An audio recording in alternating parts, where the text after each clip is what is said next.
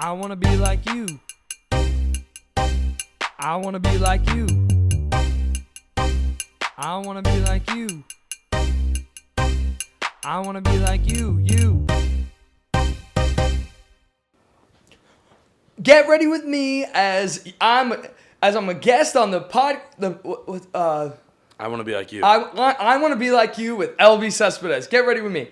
So first things first, I unlocked the door. That was the first thing I did. I unlocked the door and I walked in here and I put on this shirt and POV. I'm a guest on I Want to Be Like You. This is what you see. I could use some help. Here. Hello, this is your captain speaking. How great is this new setup for the intro, right? I mean, I like this. We're shooting it in a different place this time. We're shooting at Vincenzo Salvatore Cakes again, but we usually don't shoot the intros here. Today we are. I like this. Hopefully you can't see my bald spot in the back of the mirror. So why did I do that weird little wacky TikTok thing? Because I'm good at it. And two, because today we have Cara DiPietro on the pod. Now, for those of you who don't know her, her name is Cara DiPietro, and she's a TikTok superstar. She's a social media superstar, okay? But also, she partakes in the musical theater. And she has done a bunch of readings and a bunch of workshops for new stuff, as well as a bunch of projects that we get to talking about at regional theaters and whatnot. She went to Elon University, and we get to talking about all her college experience. She's become really prominent in the musical theater space on social media for helping people with those types of things, with how, managing a day in the life of, going to an equity audition or even just becoming a lifestyle influencer. So we get to talking a lot about that, and we also get to talking about her experience crafting her first ever 54 Below show, which she did a couple months ago, which was a huge success with Laura Bell Bundy, who's one of our dream guests. And she's just so sweet. Me and Cara met at an audition, and I had no idea that she was this TikTok sensation like me. And then we hit it off. She was so sweet. And it wasn't until after that I found out that she's a social media superstar. And I was like, I have to have her on to chat about all of the things. She's really clever, Cara, and I think she's older than me, I think, or we're the same age, but I think she has a great head on her shoulders. She's really smart. I think she's become a great role model for the younger generation. And I'm really excited about this episode. She's so sweet. She's always been sweet. I'm so grateful that she said yes to doing this episode. She's a dear friend. Today, I want to be like Cara DiPietro.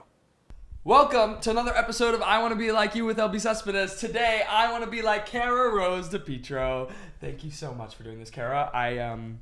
This is going to be a blast, and I'm so happy you're here. Thank you for having me. I'm stoked to be here. So what I want to start with by saying is that we met auditioning, and I had no idea that you were this social media sensation. I found out after, but you were just so sweet and approachable, and so we just started chatting. And I'm not even sure when it was or how long ago it was. There's so many, it just gets mixed up. I have no idea. Oh. Who knows? But yeah, it was just funny because it was afterward that people were telling me, they're like, do you know who that? And I was like, no, I didn't realize. I also, before this podcast, I didn't have TikTok. Now I do. But before this podcast, I didn't have TikTok, so I literally had no idea. That's so fun. But you were very kind and very sweet. Hey, thanks. Yeah. So if anyone's gonna be a social media sensation, it's you. Hey, thanks. Okay, so we start the podcast the same way, and it is the same way every time, and it is, who is your I Want to Be Like You when you were a kid? Oh my gosh. When I was a kid? Mm-hmm. Oh gosh. Probably.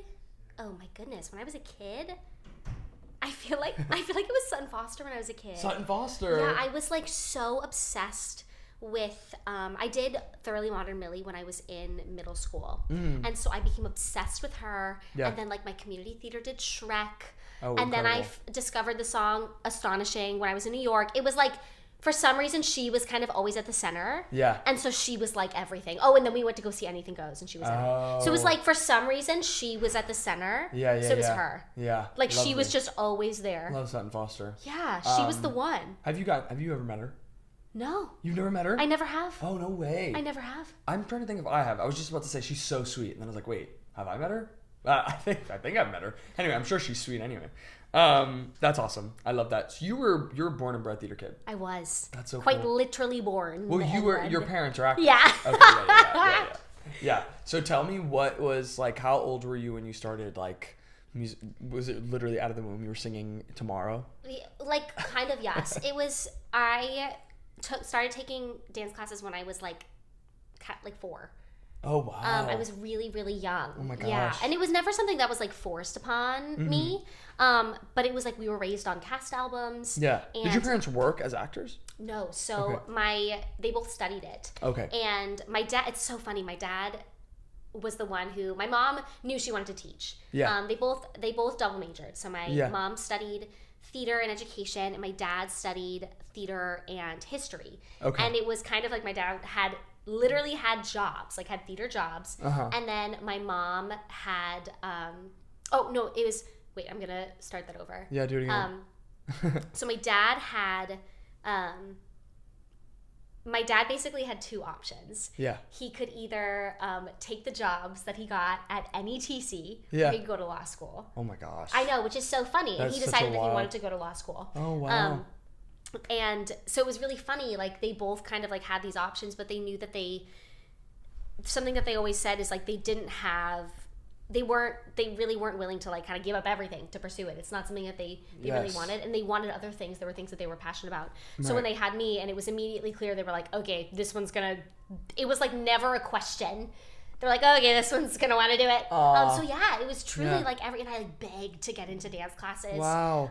There was like a dance studio a couple doors down from the business that my mom ran, and that's where I started dancing. And yeah, I mean, Annie was the first show that I did. No way. Yeah, so like jokingly, literally out of the womb tomorrow. No way. Like, that was a total that? joke. That is so funny. Where are you from originally? Massachusetts. Okay, where in Massachusetts? A tiny little town called Norfolk. Okay.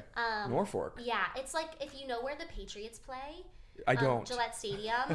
It's like, I live in a tiny town that has like 2 Dunkin' Donuts, 3 roundabouts, and like 1 stoplight. And 1 Tom Brady. Yeah. It's like there's nothing there. You only go to Norfolk to get somewhere else. Oh my gosh. Yeah. That's funny. What was your first? You said Annie was your first show. Yes. First show you ever did. Who were you? Molly. You were Molly. Yeah. Oh, Molly's kind of like what's funny is that sometimes people will be like, I'm like, oh, who were you? And if they say Annie, I obviously know. If they say Molly, I know.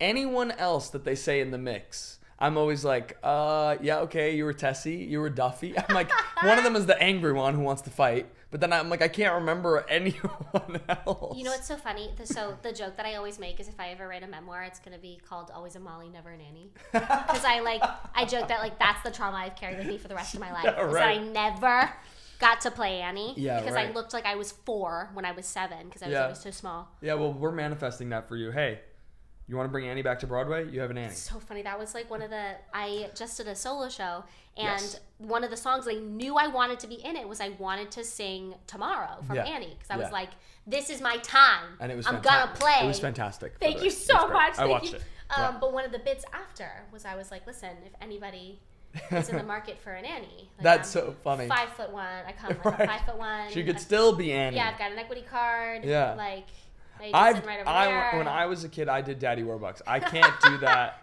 I can't do that right now, but maybe in the future. Yeah, I mean, Harry Connick Jr. did it. Me and him, one and the same. One of my favorite tweets I've ever seen is, we've decided Annie can be anyone, but the hill that we die on is that Daddy Warbucks has to be bald. Yeah, right. Like, we're putting 10-year-olds in bald caps. Yes, that is so like, true. destroy. We die on that hill. That's the hill that we die on. That is so true. Be bald. He has to be bald. He loves me. Being that you're from Massachusetts, when was your first trip to New York? What was your first Broadway show? It was really early. Because, was it really? So my mom is originally from New Jersey. Oh, okay. Where in Jersey?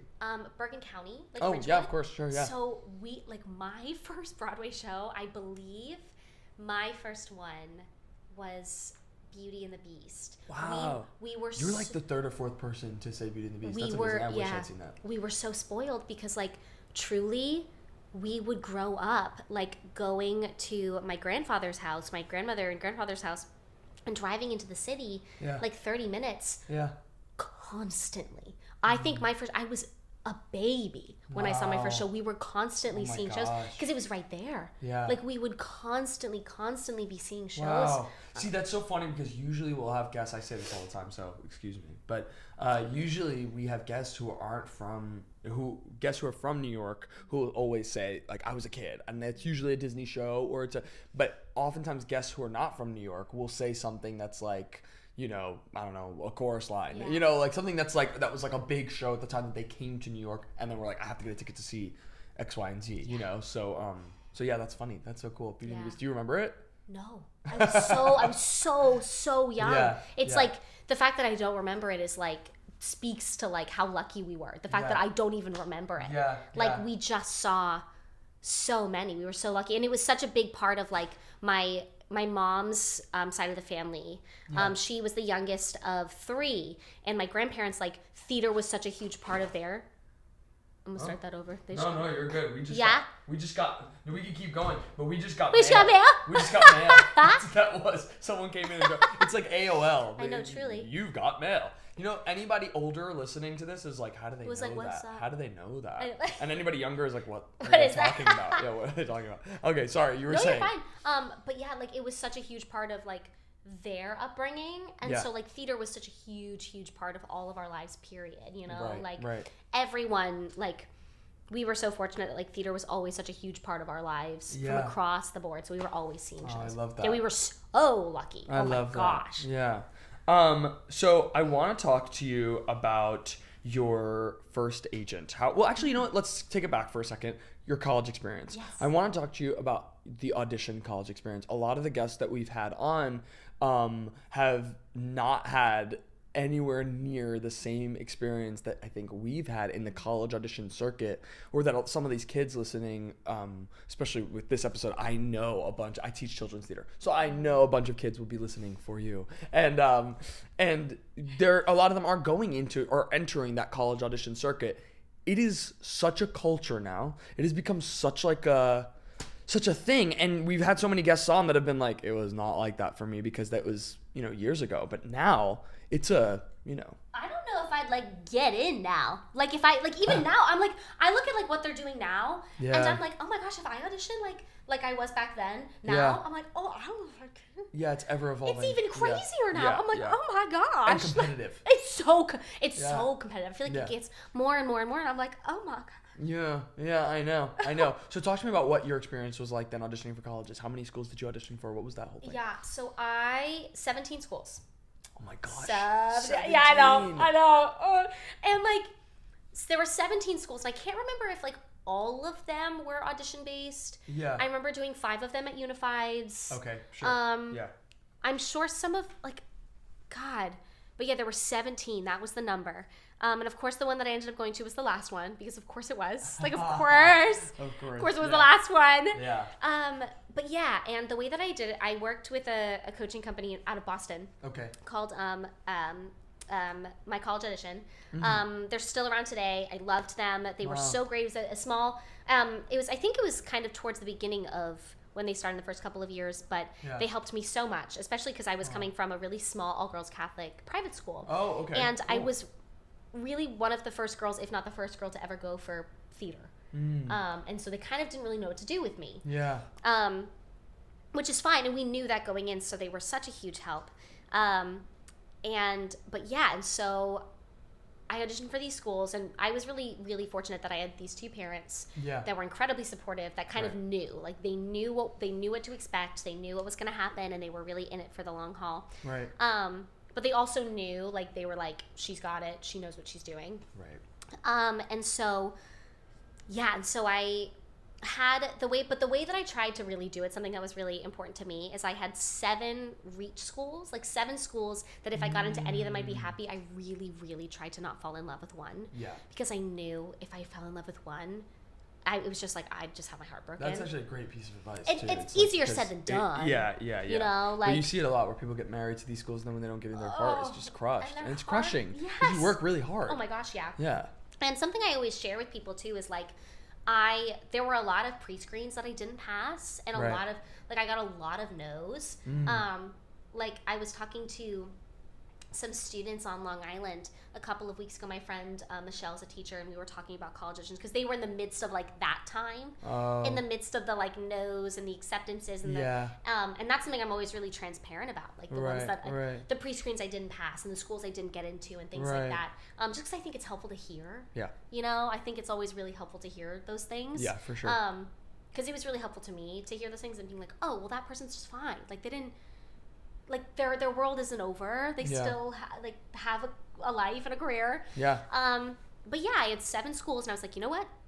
If I get into any of these, I'll be happy. Yeah. If I don't, that's okay. I have these other schools that I'm also applying to that I like, and I will be just fine. And hopefully, I'll get into one of those, and we'll see where it goes from here. Right, of course. And so I auditioned for those schools, and Can I ask you what your material was?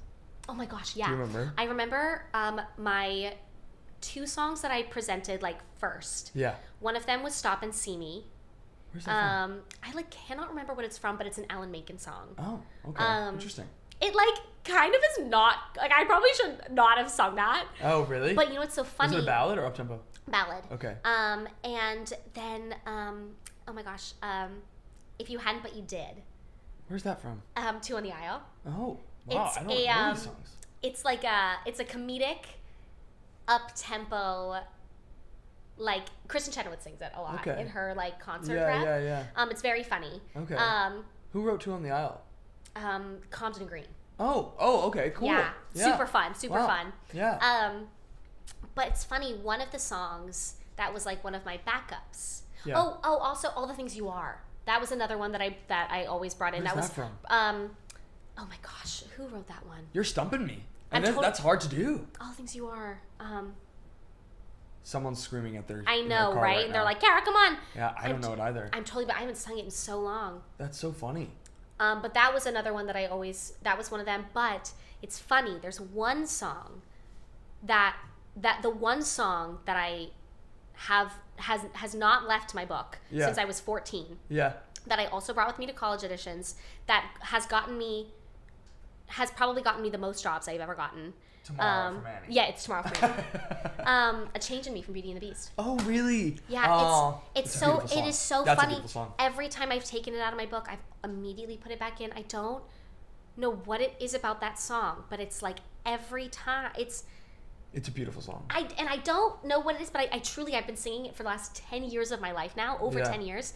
But that song has followed me since I was 14, through college auditions, through summer stock auditions, through my life today. Oh my gosh. It's so funny, but that song, when I think about college auditions, that was one. Yeah. Anywho. Yeah, sorry, I cut you off. No, please. You're saying 7 schools. Yeah. Reach schools. Yes, and so I ended up getting into 2 of those. Okay. And that was Boco and Elon. Wow. Which couldn't be more different. Yeah, I was going to say. Truly. Yeah.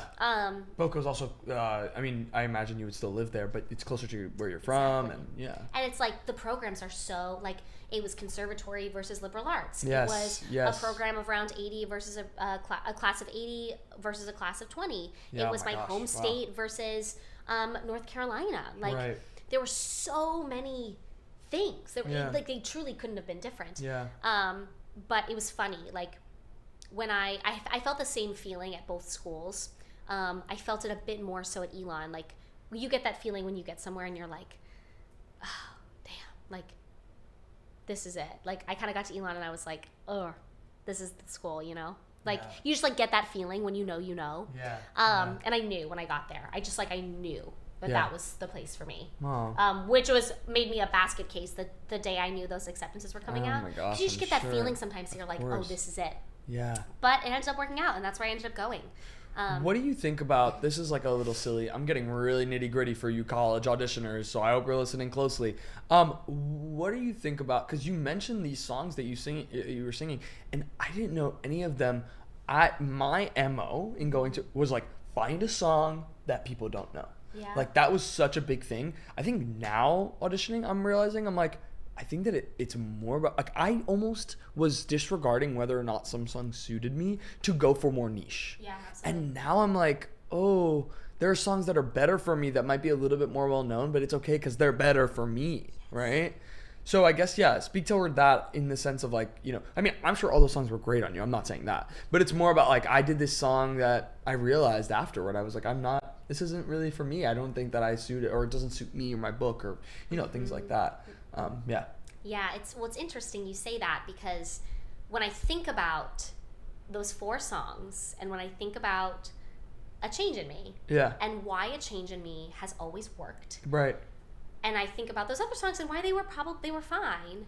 A Change in Me always works is because that's the story that song tells has been a story I've always been able, like, no matter where I've been at my life, Right. no matter what age I have been, Right. that story is a story I've been able to tell. Oh, Like, it's interesting. something that has been true. Personal. You Yeah. know? Yeah. And it, like, whether it be a big life thing or, like, something when I was 14 or, Right. like, that song is about transition. Yeah. It's always been relevant. Whereas, like, all the things you are, like, I didn't really understand what that song meant. Sure. You know, Stop and See Me is about, like, a really heavy top. Like, I was singing those songs without truly and fully understanding the material and the context. Sure. And something that I am trying to reevaluate now in my rep and my material as I go through my book and start to restructure it and rebuild it so I Yeah. can fall in love with auditioning again and rebuild my material, Yeah. because it's something I haven't really looked at in a long time, is like the rule of thumb for me that I've been trying to ask myself is, if I can't relate it to my own life, if I Yeah. can't tell a story with it, like Right. if Cara can't, it's out. Doesn't matter how high I can sing, how much it shows off my Right. voice. Like, if I can't tell a story, because Yeah. like that's when someone's asking you to sing from your book, Yeah. like you're introducing yourself. Like, when they're giving you material, that's when you're playing a character. But when you get to like go in front of like a room full of people and Right. sing whatever you want, Right. like that's you being like, hey, here This I is am. me. Yes, Yeah. and it's like you get to a point too where it's like everyone can sing, especially the pre-screen schools. Everyone can sing. Yeah. Everyone by that point is good. Everyone can sing. The thing that sets you apart is like, can you tell a story? Are you a storyteller? Mm-hmm. And when I think back to the things and the feedback that I have received over my life, the feedback, like when I think about that kind of feedback, it's always been about like honesty. Yeah. And it's like, so trying to tap into that, Yeah. you know? So like, I was so focused on the same thing. And I'm sure like sometimes when you bring all of this niche material in, the people behind the table are like, what is this from? And then you're done. They're like, oh, great. You know? And then they're like, you know, like, you're done. Especially, I'm noticing, especially when it comes to pop rock, people are actually suggesting to do not a more well-known song, but a song that's not niche for pop rock. I think that's interesting too. But either way, it's more about like exactly what you're saying. What speaks to you? Because yeah, otherwise it's not true. Yeah, I think honesty is the best policy. Can I swear? Yeah. I think also, like, if you sing the shit out of it, Yeah. and if it speaks to you, like, I think about that with A Change in Me. It's so overdone. Sure. Like, I mean, it's so yeah. overdone. Sure. I will never stop singing it. Yeah. Like, Yeah. And you if shouldn't. Yeah, it's like someone said that about oh my gosh, what is the song? I think it might have been, it was like years and years and years ago. Someone had kind of I heard someone speak about that.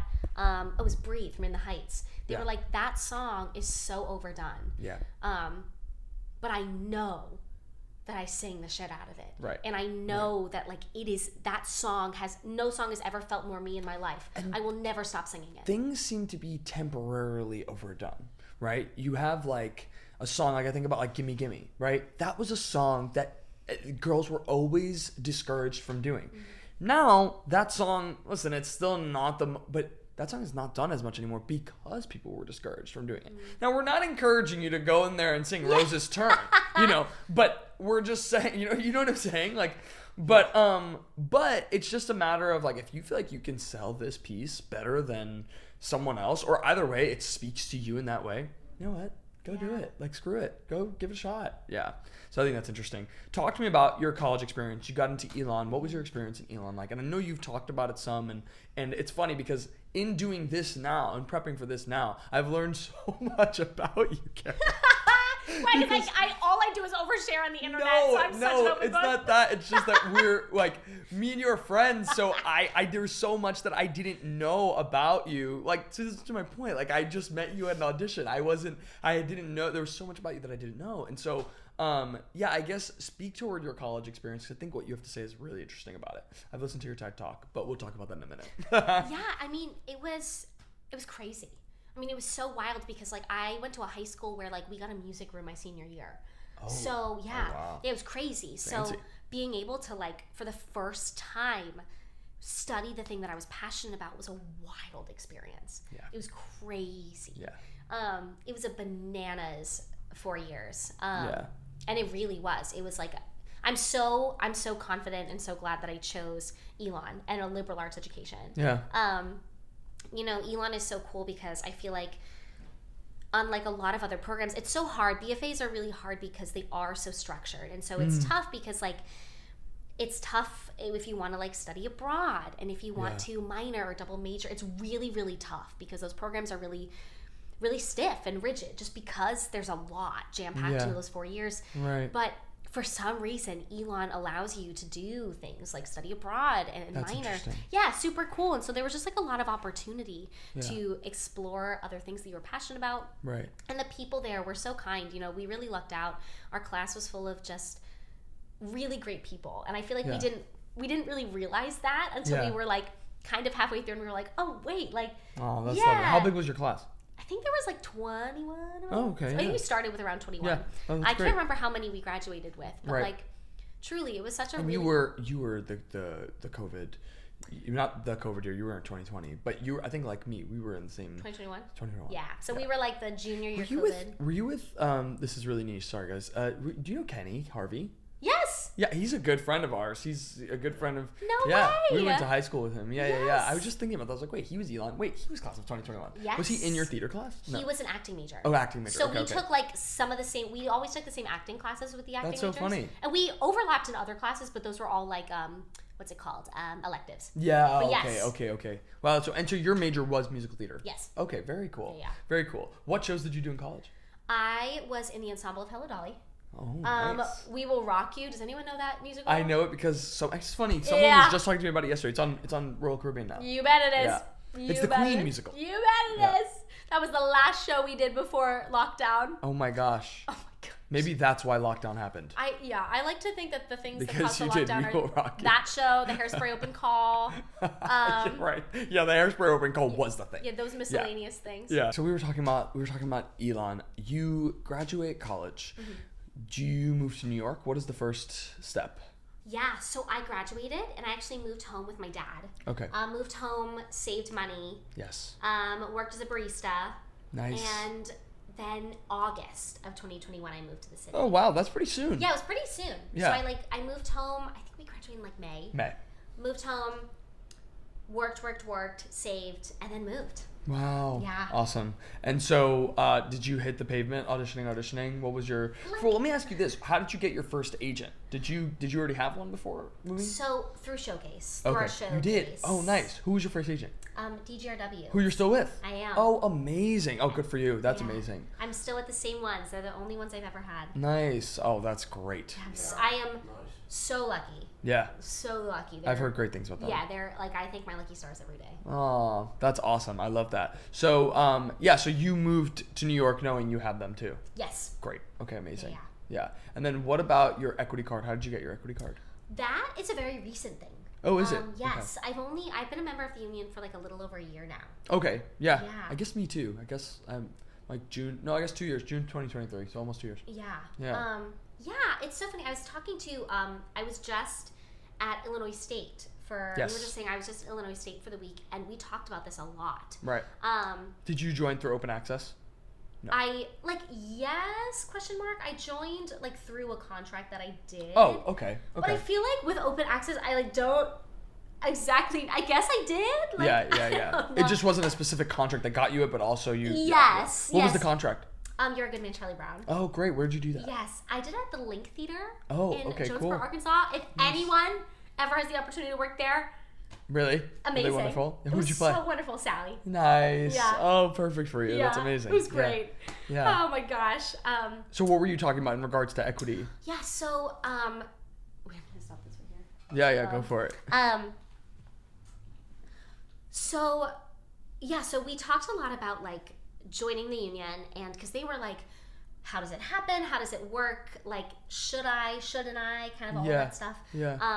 And I feel like it's so like, especially with open access. It's so now individual. that like you can. Yeah, it's individual. Like, when do I? It's so yeah. And so when I graduated, I booked a production of Little Women, and in like the kind of over the holidays, and it was an equity production. Right. And I was one of the few members of the company that was non-union. I was EMC at the time. Yes. Because that was like the whole kind of How'd you get EMC? What did you do? summer stock. I did a lot of internships throughout college. Oh, cool. A lot of summer stock internships. Nice.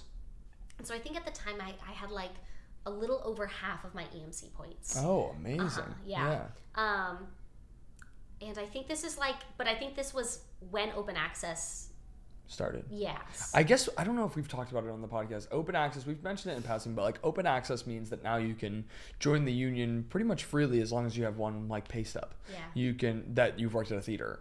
You can join the union, which is not the way it was. There was EMC, which was the equity membership candidate, which you needed to get points to then join the union. Mm-hmm. So, which in a way was legitimizing it in a certain sense. You know what I mean? Mm-hmm. So, but now EMC is you can no longer be EMC because there's no point, but you hold EMC until 2026, May of 2026. So I'm sorry, but we continue. No, please.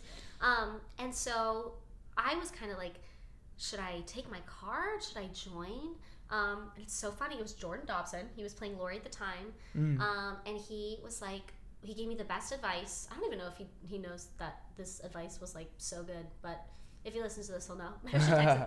I should like tell him this because I tell people this all the time. Very rarely do I say it was him, but he was like, when you know it's time to join the union, you'll know. Yeah. Like, you will know. Right. And I was like, okay, what? It doesn't really feel like it's time, and so I didn't. And then halfway through that production, I booked another one, and it still didn't really feel right. Right. And so I didn't take it. And for the next couple of years, I like made my bed as the non-union hire in equity productions. I mean, that's the reason why you stay non. That would be the biggest reason, I think. And that on top of that, there were also a handful of non-union productions I was able to do because I didn't take my card. And I'm so grateful I didn't take my card. Because Riff them off. Tell us which productions. Oh, yeah. So I was able to do a production of Little Women. I did Little Women 3 times Iconic. over the last You can get it tattooed. For real. At this point. But I was able to do another production of Little Women. Who were you in Little Women? Amy. Oh, okay, amazing. Always Amy. Yes, right. But I was able to Which, by the way, you would be great as Amy in Company, I think, too. Oh my gosh, thank you. That's a dream show. You just said Amy, and I was like, wait. Woo! And I'm looking at you, and I'm like, oh, you'd be, dream. Yeah. You heard Annie, Amy, and counting. All the A names. All the A names. Oh my gosh. But yeah, at the Palace Theater in New Hampshire. Yes, of course. Yeah, I know the Palace. Yeah, wonderful. Yeah. And then I was able to do Footloose in the summer of 2024.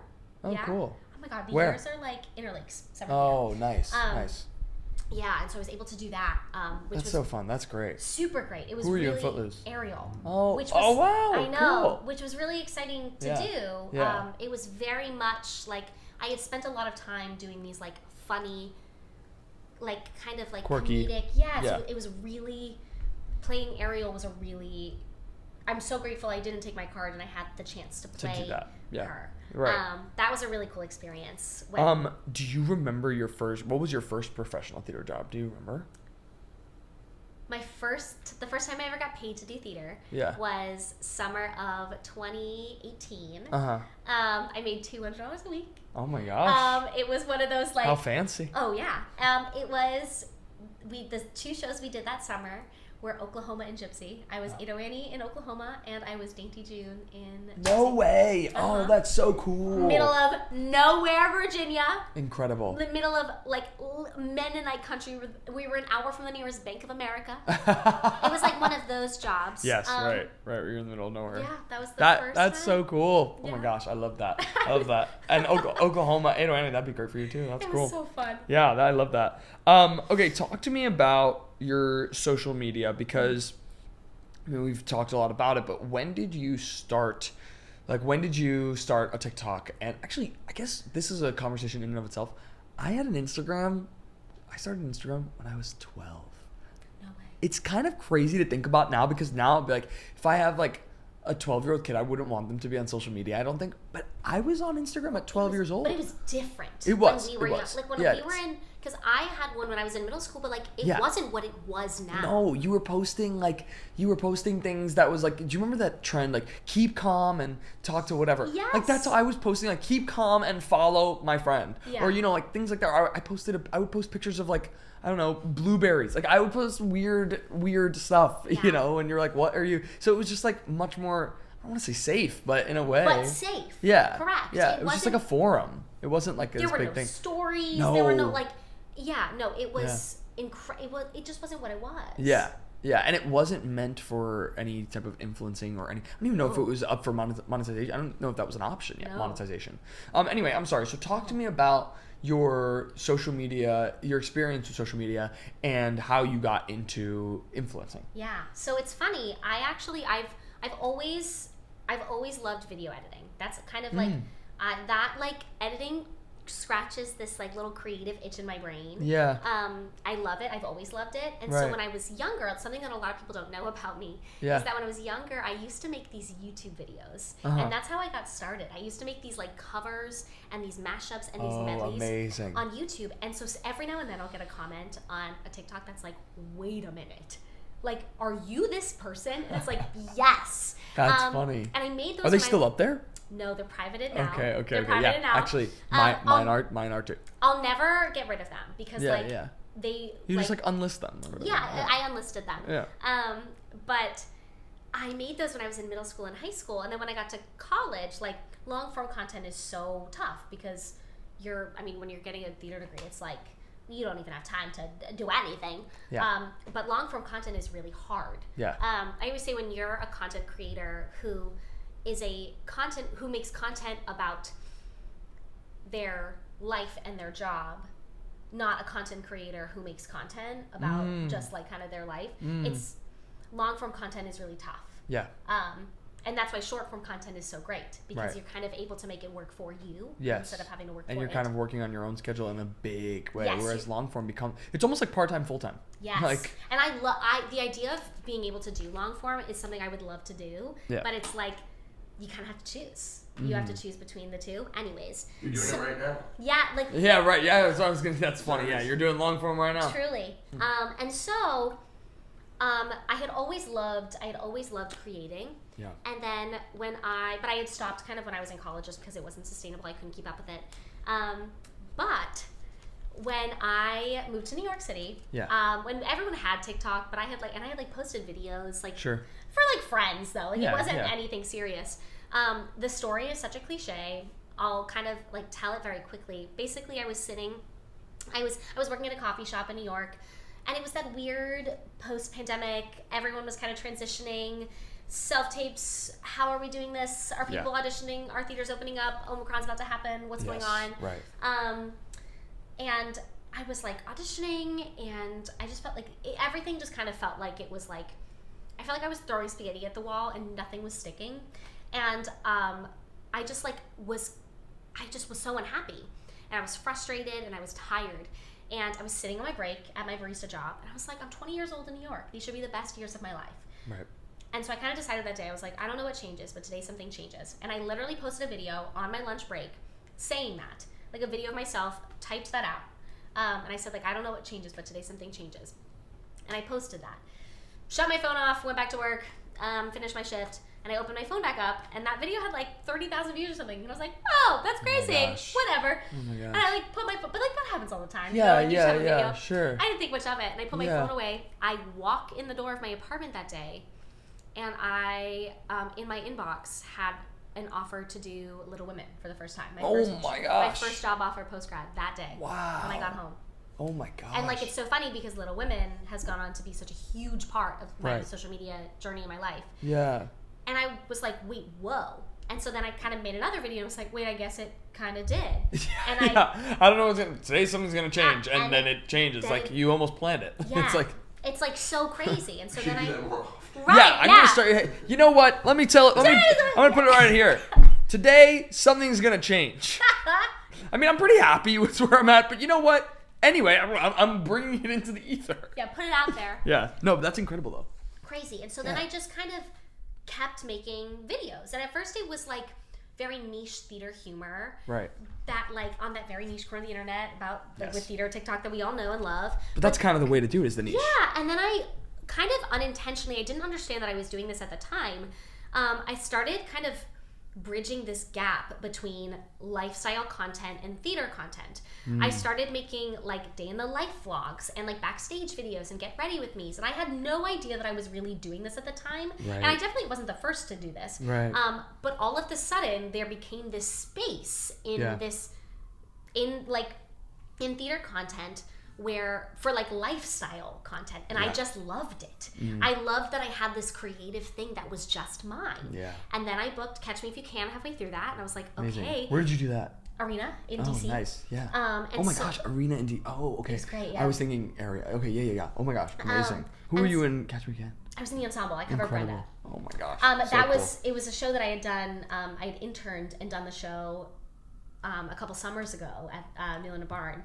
And it was kind of one of those. It was like, that's so cool. But yes, it was my second time doing the show, so it was a lot of fun. But anywho. So you kind of had this like snowball effect going. There was like momentum. Yes, and so then I just kind of kept making. I was like, okay, I guess I'm going to keep going, and it kept picking up, and I loved it. And then halfway through Catch Me, I had like 50,000 followers, and that was the moment that I realized I was like, okay, I have something here, and something that I had said when I was in college was that like I remember saying to someone in college that was like had a big impact on my life. I was like, I just wish I kind of had someone to look to when I was in college that I needed. And something she said to me that stuck with me. She was like, why can't that be you? And I was like, well, that's stupid. And I remember thinking about that when I was sitting in my apartment in DC that I was staying in, and I was like, wait, I have an opportunity to be that person right now. Yeah. Am I gonna do it? Wow. And so I kind of was like, okay. And I decided to start talking about the things that were really important to me, and I started to be more honest about like my mental health, and I started talking about things that like in that vein that were really important to me, things that maybe saying the quiet part out loud a bit more, and that's when things really took off. Wow. And then that became my platform, being the person that I needed to see when I was younger. Wow. And then I moved back to New York, and I started waiting tables again, and here we are. And I just haven't stopped. Yeah, that's amazing. And you've developed this major following, this people who like who really love you. Like and it's one of those things that is kind of like you are spreading a lot of positivity, you are bringing a lot of like hope and optimism to a lot of people and giving them in a way this like assurance and confidence. And there's something really special and beautiful to what you're doing. Because in it too, I was like trying to see, I was like, what does she do on TikTok? What is her niche? What is her? And then I looked at it and I was like, oh, I'm not sure what I thought it is, but this is it's motivational speaker type. It's something that feels very encouraging. Does that make sense? Like yes. Something that I said to the students when I was speaking this last weekend, and I didn't realize I was doing this when I did it, but it's something that I encourage everyone to do if they ever want to do social media. If and when you are doing it, one of the most important things to do is you have to protect your joy for it. And I actually encourage you to make content about everything. Don't make because if you pigeonhole yourself into making content about one piece of your life, right? That's the only thing that people will know you for. And I didn't know that I was doing this at the time because I truly, my rule is it always has to be fun. Yeah. And the second it stops being fun, I take my hands off the wheel. And so like, I don't just make content about like theater. I make content about my life, every single part of it. Right. So like when I get fed up with theater and this industry and my career, I don't make videos about it. Yeah. I make videos about all of the other parts of my life that I love. When I don't want to talk about my mental health because maybe it's in a place right now where it's feeling kind of delicate, I don't talk about it. I make funny videos about theater and my career. Yeah. Right. And so like instead something I say is like, don't force people to fall in love with your content, force people to fall in love with you. Wow. You can't it's not That's about really interesting. Yeah, it's not about the number of followers you have, it's about building a community that cares about you, that's invested in you. Right. That matters more. And I think there's such a point there with preserving the joy in it, because this way you're not feeling like it's a 9 to 5 where you're like, oh, okay, I have to make this video. Yeah. But rather like, you know what, let me try something different today, and I don't know, this is just something that I do, you know what I mean? Right. Like if you don't love it, why are you doing it? Yeah. Especially with social media. Like the thing that I always say is like, one of the reasons I do social media is because it is this little thing in my pocket that is just mine. Right. It is my corner of the internet. Like we spend so much time asking people permission to do the thing that we want to do, the thing that we love, and we spend so much time being told that we either can or we can't, and like asking permission to be allowed spaces. So being able to have something that is yours, like it's on your terms, where you can say like, this is who I am, this is what I do, create on your terms, like that's what that's for. It shouldn't be a chore, it shouldn't be a task. Like this is yours. It is like, it should be fun. And it can be stressful and we can get in our heads about it, but like at the end of the day, like you have to prioritize your joy for it in every sense. And that means that it's going to change. It's going to ebb. It's going to flow. But it's yours. It's not for anybody else. I find that too with theater too. It's like, I think that it's very easy sometimes to get caught up in the walls of, you know, whatever it is, Pearl or Ripley or, you know, the Equity Building, all these places where people, I'm really seeing a lot of people forget why we're doing it. Like it's like, oh, another day. And I'm like, gosh, that is so other jobs. It's so not this job. I mean, we're doing theater. We're doing a play. I'm getting to go here and sing or dance. And I get the stress. I'm not minimizing that. It's just more about reminding yourself why you're here is, I think, important, because it's very easy to fall into the culture of like, gosh, I don't really, just another audition, but rather looking at it as an opportunity. You know what I mean? Like, I think that there's some, I don't know, there's just some, to find the joy in it. That's why we're doing it, because God only knows if we didn't like it, we really, it's like, you might as well not if you don't like it. You know, that's why we're doing it. I know, and that's why it's nice to have other things. Like, that's why one of the beautiful things that social media has done for me is that, like, it's allowed me to find joy in performing again, because for so long it was just this. I realized about a year ago, like, oh my gosh, like my whole life I've only ever known to want one thing. My whole life I've only ever allowed myself to want one thing, because I was so scared that if I allowed myself to want more, that people would be like, well, she doesn't want this enough. But allowing myself to want that thing and more I was so scared to do that, but the second that I did, it actually allowed me to find the joy that I had lost for performing again. Wow. It allowed me to stop resenting this. That you maybe didn't even realize you lost. I had it just becomes rote. No idea how much I resented this, how much I had grown to resent this career and this field, how much it was like bogging me down because I was just gripping onto it so tight. So when you allow yourself to have other things, it like frees up the joy, because you don't feel like you just have to do this, because it was like, why do you even want it anyways? You know? And I have to tell you, that's exactly, and it's funny that you're saying it, because I'm finding that with this I was about to say, I'm sure that this is how it's like feels. It's one of those things where I you know, I've been able to rack up auditions. I'm one of those person who goes to every audition, and it's I tell this story sometimes. My dad, we were on a trip top of the year, like January 2nd this year, and my dad looks at me and he's like, I haven't told him this story though, but he looks at me and he goes, you know, I don't think you're going to go to as many auditions this year. And I was like, yeah, maybe, hopefully I'll book. And he's like, no, he's like, yeah, hopefully, but that's not even what I mean. I just don't think you're going to go to as many. And I was like, no, I'm still going to try to hit every single one all the time. What are you talking about? And he was like, okay, maybe next year. And I think that what he was trying to say, or at least the way that I've realized it, because at first I was like, what is he talking about? He doesn't know what he's talking about.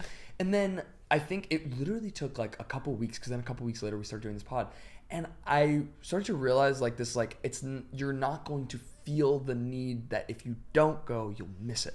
And that is the thing, is that I was hesitant to plan vacations. I was hesitant to be like, hey, today whatever, because I'm going to miss an audition. And now I'm able to look at it and go, I think it's okay if I miss this one. I think I can give myself a little bit more grace.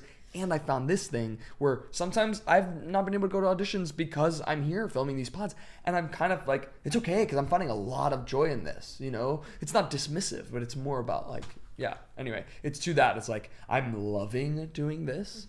And there are times where I'm loving doing this more than some auditions, or more than some, you know what I mean? So now I'm like, the auditions that I really, really want to go in for, it reignites love. Like, it really does. It really does. So I think that yeah, anyway, that's kind of a beautiful thing. Yeah. And that's really special and unique and special to you, like, yes, individually. Correct. Yeah, go for it. We're still speaking to this. Go for it. Yeah, I think one of the most powerful things and tools that we have as actors and performers and creatives, period, is the word no. Yeah. And we're told not to wield it. Mm-hmm. And it's so funny because I've learned, my joke is that I can't learn my lesson the easy way. I can never learn a lesson the easy way. I have to be smacked in the face and thrown into the Hudson to learn any lesson. So I always say, like, do as I say, not as I do. Sure. But I was so scared for so long to say no because I thought it meant shutting myself off from opportunities. Yeah. Where in reality, when I learned how to use the word no, when I learned how to say it and actively use it and entertain that word in my life, I learned that it wasn't shutting myself off from opportunities and closing doors. It actually was, 1, setting boundaries, 2, showing people the respect that I had for myself and expected, from others to show me, if that makes sense. I don't even saying that out loud, like, it's kind of hard to say, which is crazy, which kind of goes to, that's still something that I'm working on.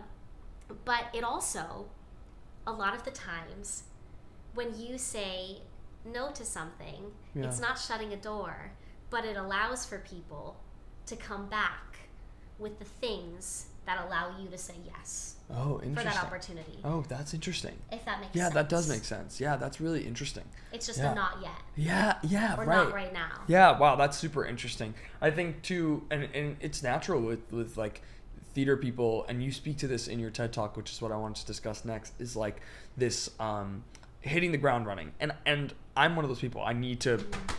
Right? I mean, like, in truth, if we want to talk about even my day today, like, just as like an example, I had an audition before this podcast. We're filming this podcast. I'm going to another audition, then I'm going to a party. So there, and even like, I mean, yesterday I was at 3 auditions. I went to a party, and it's constant. And don't get me wrong, I love it. Mm-hmm. But there's also certain respects where you look at it and you go, well, what value am I finding in this now? And luckily now the things that I'm doing, the mindset that I'm in is totally different than the mindset I was in even 6 months ago, because I'm going in for things that I want to go in for. I'm excited about things and I'm valuing my experiencing. I'm giving myself notes on my auditions to then reinvigorate, to invigorate the next experience. So that kind of mindset is a completely different mindset on audition. It's kind of like, it feels almost like an advanced mindset, because you start out in like this, like, I'm nervous to audition. You get over that hump. There's some, there's still some nervousness, but you get over that hump for the most part, and then it becomes rote. Mm-hmm. For me, at least, it becomes rote. And I was just doing the same thing, and am I hitting the same note? Great. Am I stepping on the same mark? Great. Thank you. Next. And now I'm going in with like hey, how are you? Let's play. Let's do something today. Yeah. Let's like make art a little bit for a moment. Let me show you what I got and show you what I've been working on, because I've worked on these pieces. And I'm somehow getting callbacks and I'm getting love. And I'm like, oh my gosh, like that was all it took, was for me to go off, do something else, refresh my brain, and now come back and be like, I feel different, Yeah. Anyway, ranting. No, you're right though, because I feel similarly, where it's like, something that I talk about in my TED Talk is this like hustle and grind culture that we have in this industry. And it's, for a long time, I've had a hard time with it, because I'm the same way. Like today, like, I'm here doing this interview with you, and then I'm going to go home, and then immediately after this, I'm going to go home, change, and then I have an event for Broadway for Arts Education, and then immediately after that, I have a shift at the restaurant. Yeah. It's the same thing, and that's typically what my day-to-day looks like. Right. And it's tough because we have this like hustle and grind culture, but it's the same thing. I love it. Yeah. But I've had this hard time being like, okay, well, this is the life. How do we make it work? And it really is kind of going to what you said. It's about the mindset, and it's shifting. Like, I've realized, the key to this is shifting, like, my mindset from like doing this so that other people see that I'm busy and that I'm working, so I feel like I'm doing enough so that I'm successful, and that I'm doing this for me, for nobody else but me. Right. Literally not a single other soul, but because I love the things that I'm doing, and I love the life that I live, and because it's my responsibility to give myself the best life I can possibly give myself. And there's a difference, and I want to make this distinction because sometimes these things can kind of bleed. There's a difference between doing something for yourself and making it about yourself. Absolutely. Right? So there's this big thing that I take away, and I love her so much, and I'll talk about her every podcast because she's the godmother of our pod. Michelle Paulk, I was in class with her, and she was like, I just want to bring this up, and it was like, I guess something that was happening in her day that she was like, the show is not about you. It's not about, so in saying that, I want to make sure that we don't get confused for those listening to say, like, doing something for you doesn't mean that you're going into the audition and making the audition about you. It's just doing it with a different, headspace, with a different outlook on, like, I think it's an important distinction because sometimes people get confused like, the not self-help, but like the self-awareness and like self-love with entitlement. Absolutely. And that's like there's a thin line. Yeah. Let's talk about this TED Talk. So how did you get this? What is this? Like, I'm like, it's in a way, my naivete, TED Talk is a phrase that I know more as a metaphor, right? Thank you for coming to my TED Talk, of course. right? And then I've seen like people do interviews with like the Build series or like things like that were like through, TED Talk like this. But I'm like, this is a full-on TED Talk that you have, and it's published, and everybody can go watch it. And how did this come about? How did you get this? I'm so sorry. No, you're good. Oh, excuse me. No, you're good. It's another crazy story. Yeah. I made this little video where I wrote my goals for 2023 on mini bottles of champagne that I could pop when they came true. Wow. And a lot of them are still sitting in my fridge. That's really cool. One of them was I wanted to give a TED Talk. Yeah. And I posted them on social media when I wrote them. And I said, I don't know how, I don't know on what, I don't know where, but I want to give one. And 3 days later, oh my gosh, wait, why am I blanking Who are you on the name looking of the for? college? The college that you did it at? Yeah. Oh.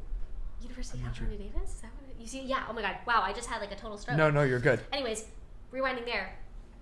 A couple days later, University of California Davis slid into my DMs and they said, "Hey, we saw your TikTok. We're doing a TEDx event. Yeah. Do you want to speak?" Yeah.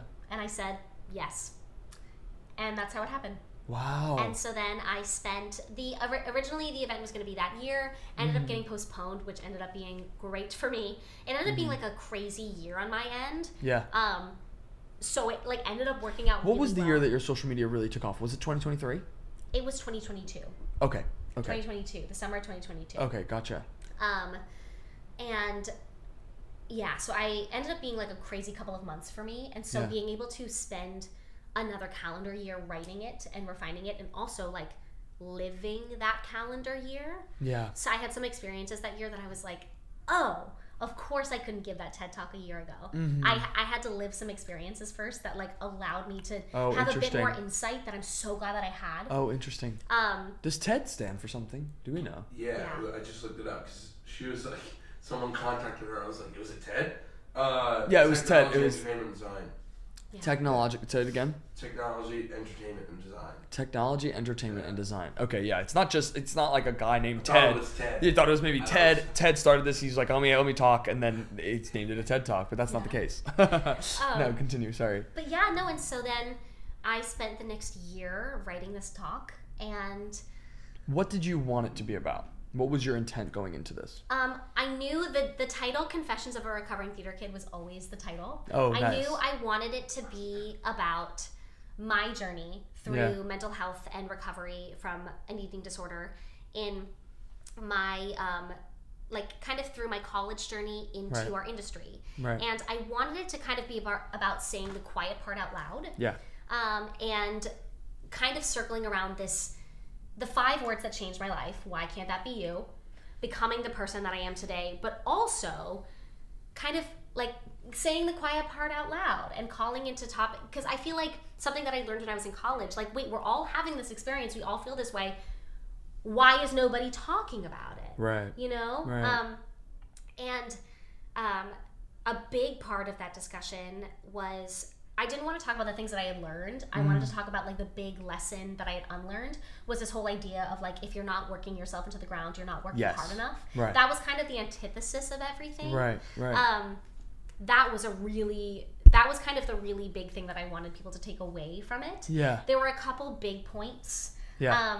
I just kind of like, there were basically, and this is why it was so scary, it kind of felt like the culmination of the last 2.5, 3 years of work I'd been doing on social media. We're all leading up to these 14 minutes that will forever be memorialized on the internet. Oh my gosh. And I was like, okay, here we go. Yeah, right. And yeah, it really was like, it felt like a culmination of all of that work. Yeah. Well, tell me this, like, what are you thinking about? This is a technical question, but what are you thinking about in terms, so you craft this, Yes. You have this piece, you're like, okay, this is going to be 14 minutes, but is it, because we're theater people, I'm like, are you thinking like, I have to memorize this, this is, like a show, right? Are you thinking like, this is what, or are you thinking more bullet points type thing? What was your mantra there? I memorized as wrote, just because like that's how we do it, you know? And I knew for me, like that was how there was going to be no teleprompter. And I know for me, like what I do and what I have done, I did the same thing for my solo show, is I will write something and then I'll go back and paragraph by paragraph, I'll speak it out loud and rewrite it in my voice, the way that I'll speak like what I wrote. And whatever I said out loud, I will then rewrite it exactly as I said it, because that's what I would say naturally, Makes it easier to memorize because that's just what I would say as I'd say it. Yep. It was a bit more formal for the TED Talk, of course. It was a bit less conversational.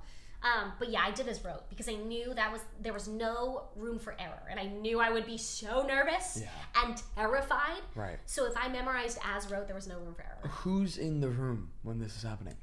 I knew not a soul. It was a bunch of UC Davis students. It was a couple other speakers. Wow. And it was crazy because the live stream was happening. So I knew all over the country, everyone I knew my family, I knew everyone I had, like, in my friend who was in active labor was watching it. Like, I knew everyone in my life was watching it, and none of them were there. Oh my So it was so wild. Like, the thing that made me cry was when I got off stage and I saw a photo of a cell phone. And I work at I'm a singing waiter. I work at this restaurant called Gail's Broadway Rose. Gail's, yeah.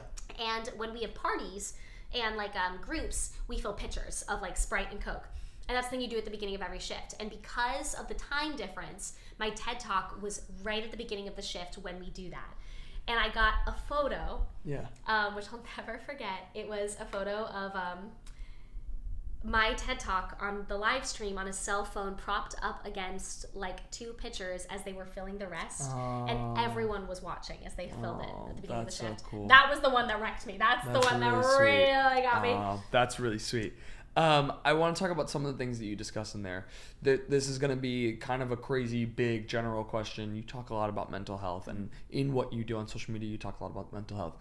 Let me ask you this, because this feels like something that didn't come to me until college in a way. What is mental health? What is mental health to you, and what is mental health? I think it's a really individual thing. Yeah. I think it's a really, really individual thing.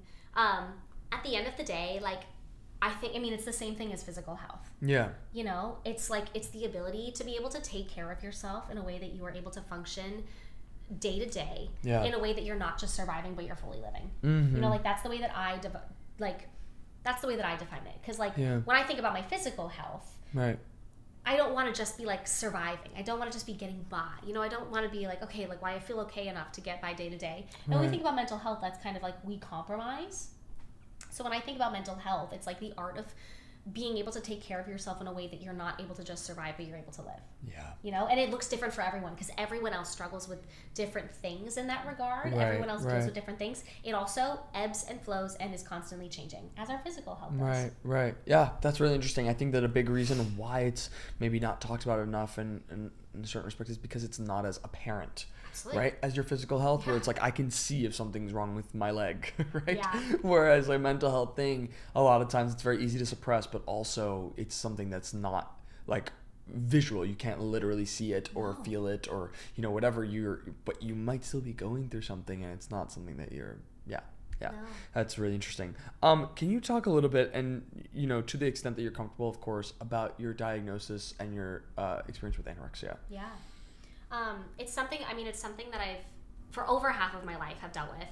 And it's something that I wasn't formally diagnosed until I think I was 17. Oh, wow. I think I was 17. Wow. But it's something that I've dealt with for well over half of my life. Yeah. And something that I say in the talk is it's so interesting, like as your life evolves, your eating disorder always evolves with it. Yeah. And so the purpose that my eating disorder has served in my life has like changed and ebbed and flowed as my life has evolved. Oh, interesting. And so like I always say it was never about my body until it was about my body. And it only became about my body when I realized it was supposed to be, and that was when I got to school. Oh, interesting. And when I was always looking in a mirror, always. Oh. And that was kind of when this whole idea of like that hustle and grind culture, that if you're not working yourself into the ground, you're not working hard enough. At the end of the day, it always has been a control thing. That's what eating disorders are. That's what most addiction. I mean, at the end of the day, an eating disorder is like an addiction. Like that's what it is. That's what all. Interesting. That's what it is. Yeah, I didn't know that. Yeah, I mean, oh gosh. No, you're good. Oh my god. You're good. It's an addiction. But yeah, I mean, that's at the end of the day, like that's what it is. Yeah. And at the end of the day, all addictions are about like needing this sense of control over anything over their lives, anything over our lives that we feel out of control of. And so when we feel out of control, in any sense, we turn to the things that we feel like we have control over to feel some semblance over, like, control over our lives, Right. And so something I say in the talk is like, even when I didn't feel like I could be the most talented person in the room, when I wasn't the best, this is something I could be the best at, or like even when people were telling me no, this I could do, this I could control, Right. or when things start feeling uncomfortable, like you kind of unconsciously even like these are the things that you kind of go to. Right. And so when you think about it like an addiction, it's easier to kind of compartmentalize because you realize like this is the thing that you run to.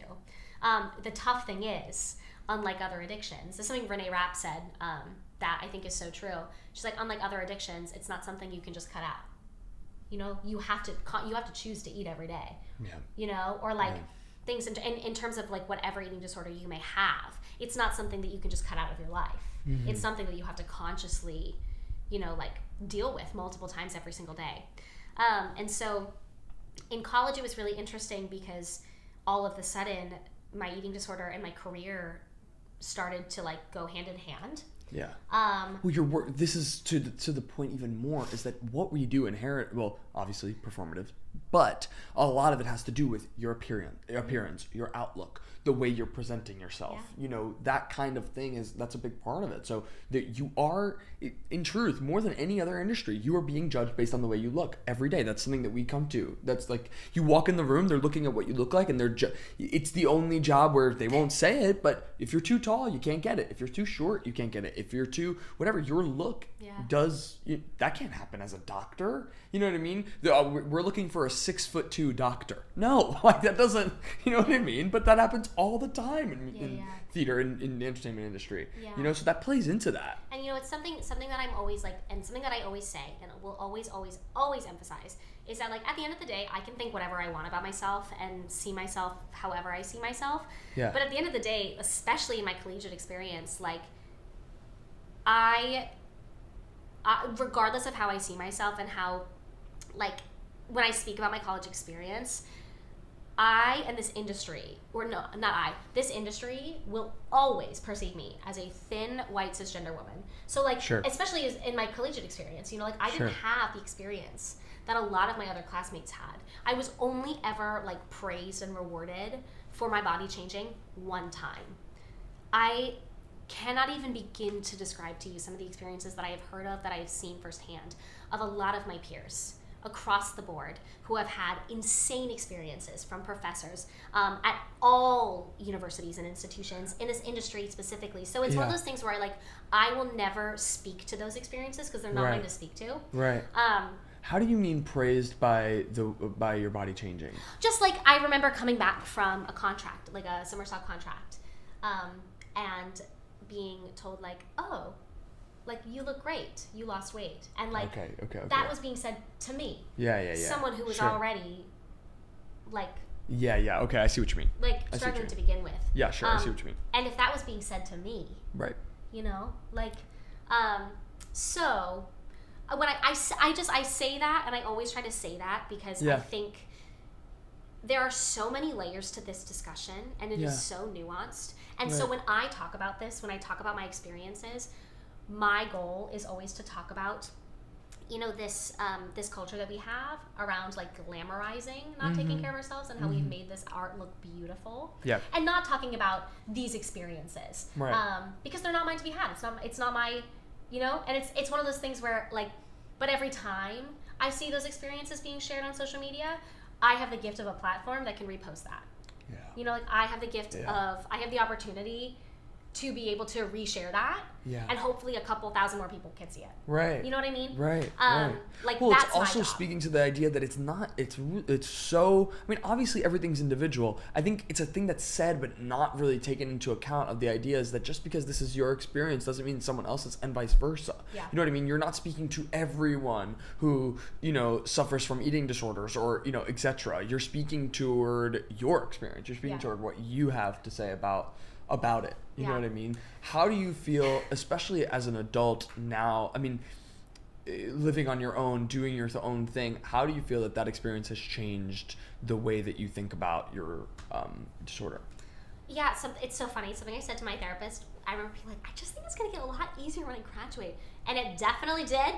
So I say to students, I'm it gets so much easier once you're out of that bubble. Yes. Also, when you're not looking in a mirror for hours every day, it just gets easier because when you're looking in a mirror for hours and hours and hours every day, body dysmorphia is so real. I was going to say there's inherent dysmorphia. Oh my gosh, when you're looking at yourself for that long, of course you have no idea what you look like. You have no gauge. Have you ever heard of the idea of polarization?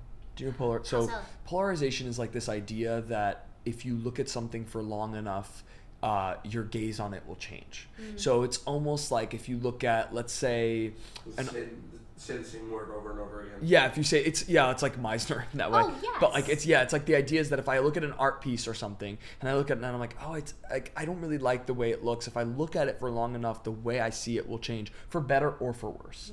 Yes. It's anything that I don't know. It could be literally anything. It could be the way you see yourself. And so the idea is that if you're looking in a mirror for long enough, you could almost look in a mirror for long enough and be you know what? I woke up today. I feel great. I look great. And then look at yourself for long enough, and through that find something that you go and suddenly your gaze on your own self changes, and it's like psychological thing. Yeah, it's really interesting. Yeah. It's and I think that's a part of this as well. Absolutely. Oh my gosh. Yeah. So. Yeah, I found and when that you're really comparing yourself to everyone else around you too, it's right. Absolutely. Yeah. But post-grad, I mean, it gets easier.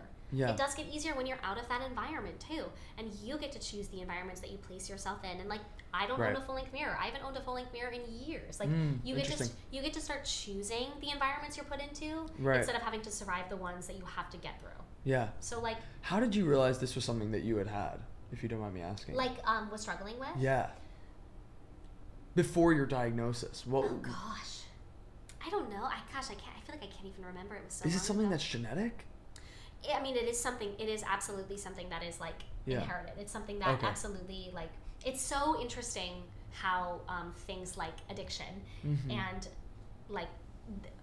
there's an incredibly large genetic component. We think about alcoholism. Yeah. Oh, it is the same kind of thing. It's something that's inherited. So it's.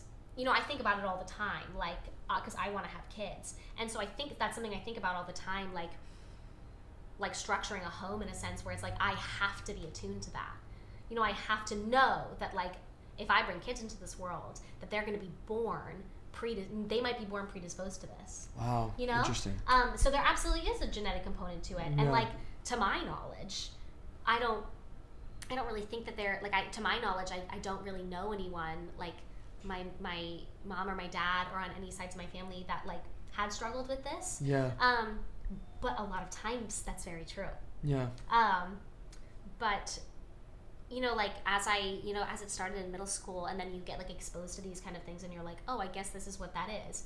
Because a lot of times, like, when this thing started, my intent was not the purpose that it served then was not the purpose that it, I guess, serves now in my life. Yeah. The thing that it, like, what it became.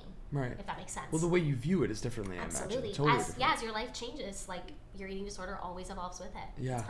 Its purpose in your life, it changes. And there's something to it in a way, based on the way you look at it, is like using it to the point where it's like where it doesn't have to be this like disability. Does that make sense? We talk about it all the time with we work with a lot of kids who are on the spectrum, and I'm noticing the more children that I work with who are on the spectrum, the more I'm starting to realize that in a certain respect, it's their own superpower, because, and they're kids, they're not even able to own it in a certain respect yet.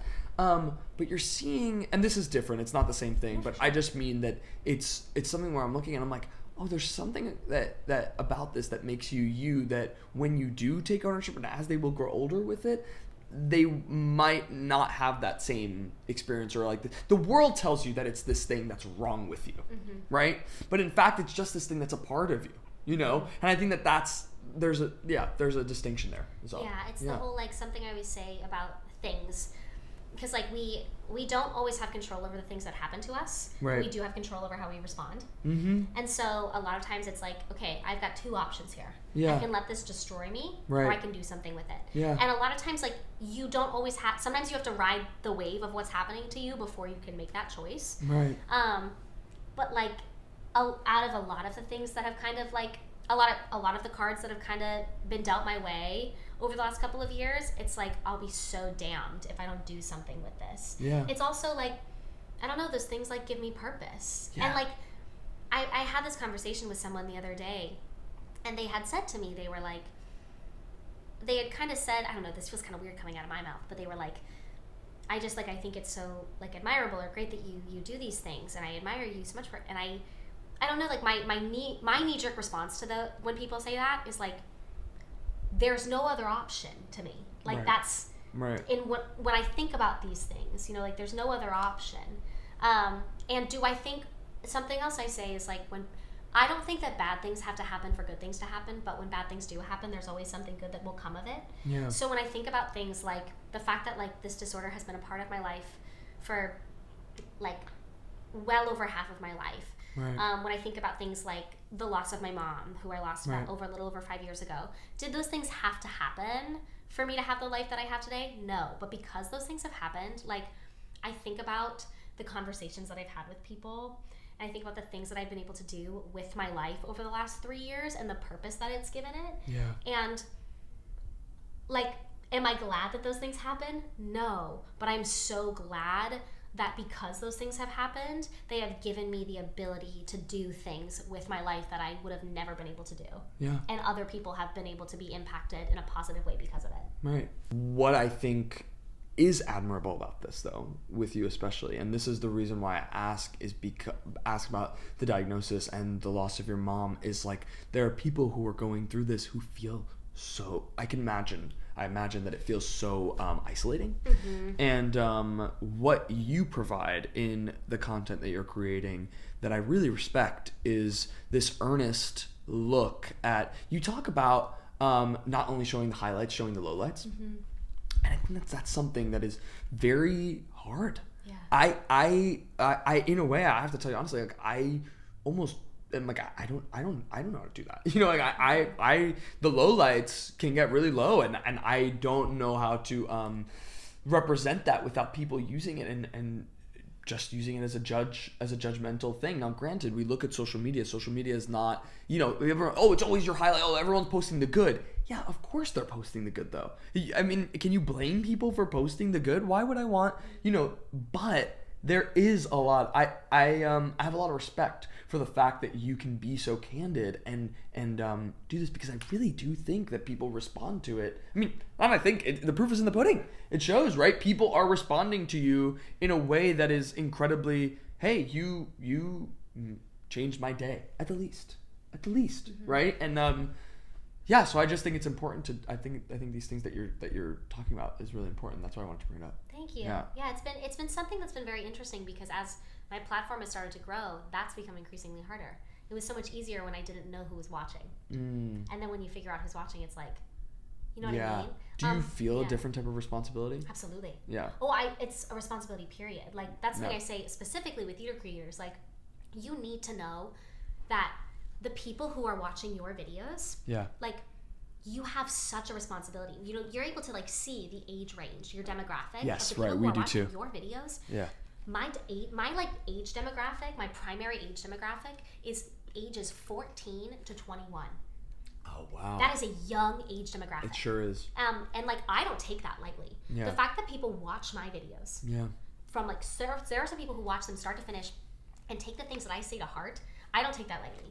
The fact that they have like given me a platform, that they follow me, that they watch my videos day to day, I do not take that lightly. That's a responsibility. And like, I always say this to people, I'm like, when you're posting content, when you're posting vlogs, you need to know specifically, like, if you're a Broadway performer, and like, it's part of the reason why I think like you have to be very delicate when you're showing these like lifestyle this content, because there's going to be a 14-year-old in Ohio who wants to live the life that you live, and they are going to watch your life, and they're going to say, I want to be that one day, and they are going to say, if I want to do that, that's what I have to do.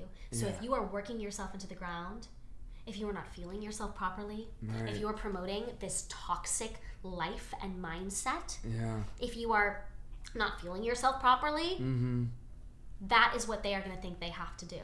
Yeah. It is a massive responsibility. Yeah. So it's been very interesting to like, it's interesting because now I have found myself kind of holding myself, not like in that vein, but like I have found myself kind of holding myself to the standard that I've always kind of tried to not hold myself to, of like being this person, kind of on the opposite end too, but just knowing like that also social media to me is a tool. Yeah. It's a marketing tool. Yeah. So just as much as I want to be this person that I always have been, that I built my platform on for other people, at the same time, like, I want this to be a tool that I use to leverage my life and my career. Yeah. But at the same time, I have to know and understand that the reason I've been able to do that and build it is through honesty and transparency.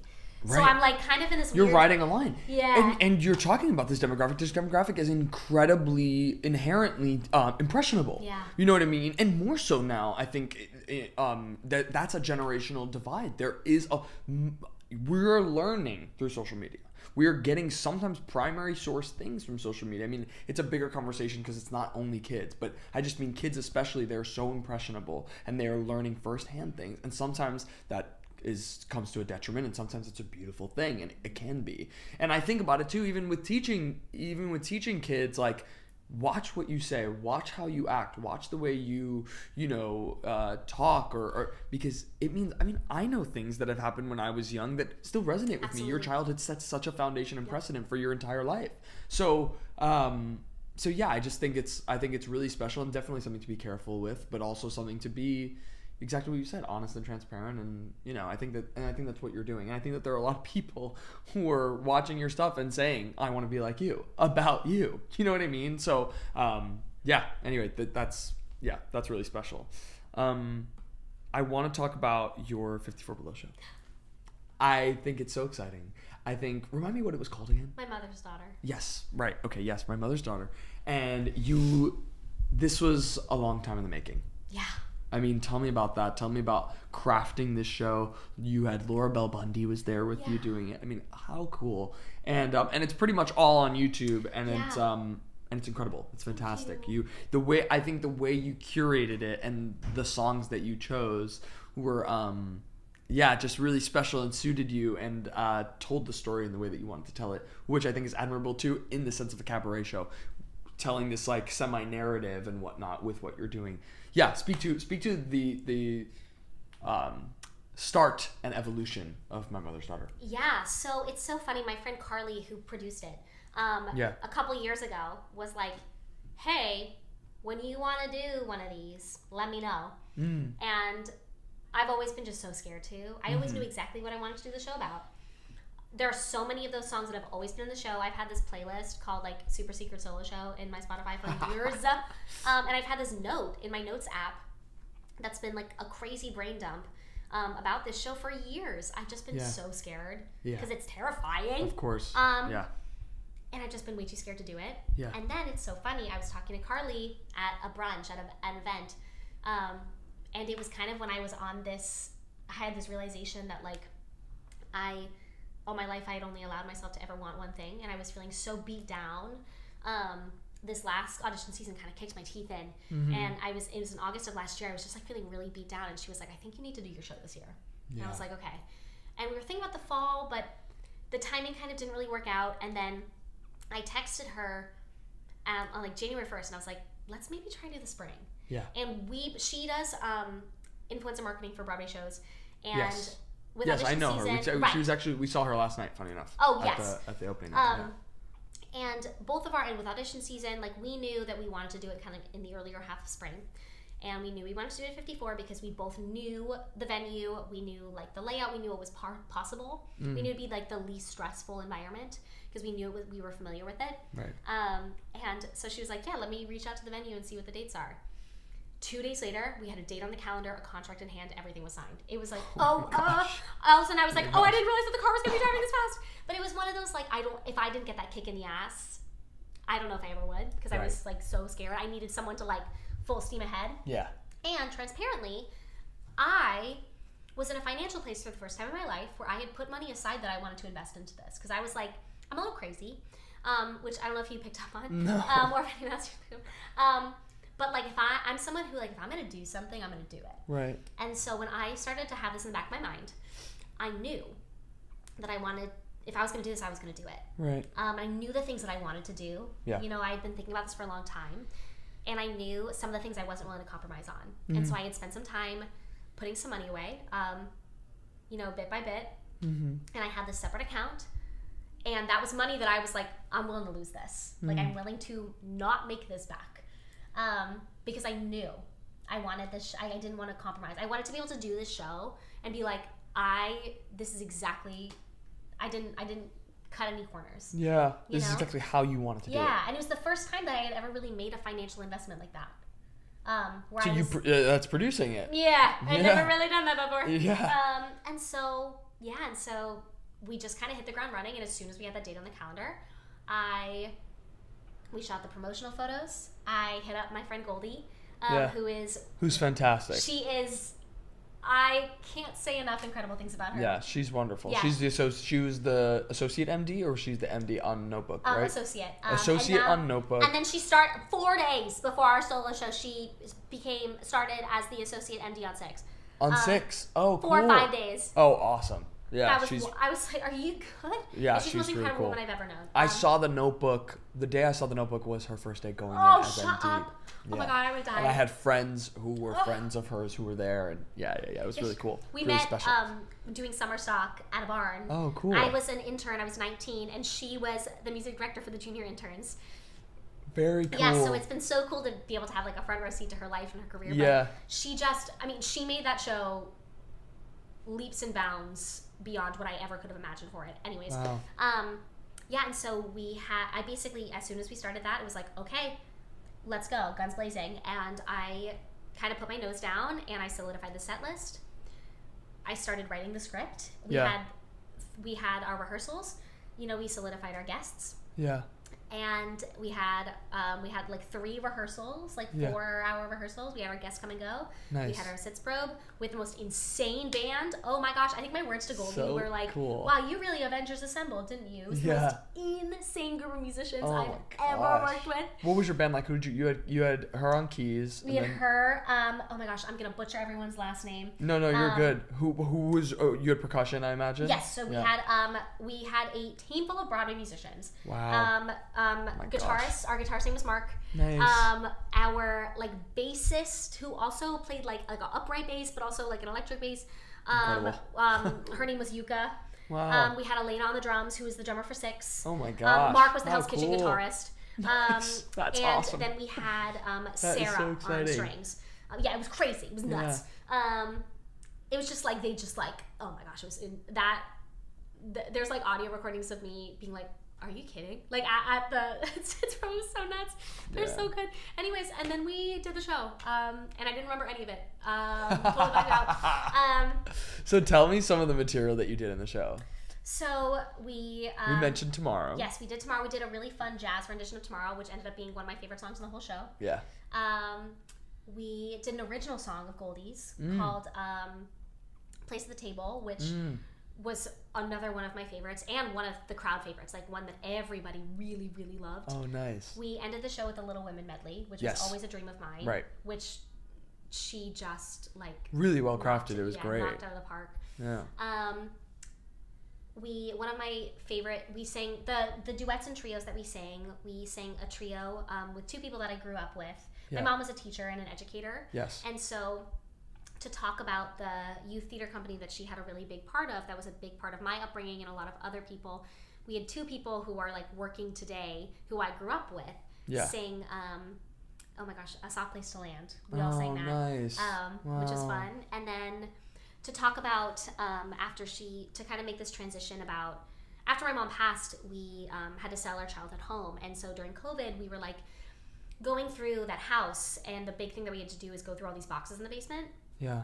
And to talk about that moment and like going through those boxes and the realization of like when I was going through and realizing that my mom had saved every childhood memory of my whole life, like seeing my first pair of tap shoes with my name and her handwriting on them, and like every playbill and every book she'd ever read to us as a child, and realizing like it wasn't my mom I was mourning, it was like the girl that I was in those boxes that I was like leaving behind when I drove away.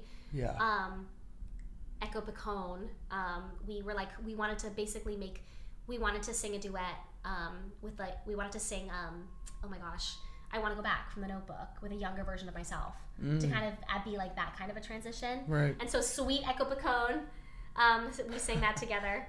That's awesome. And then one of the big kind of messages of the whole show, there was this quote that a friend of mine said to me about, you know, all of the women, by 2021, all of the women who raised me had passed. And this quote, they may have left you, but they left you.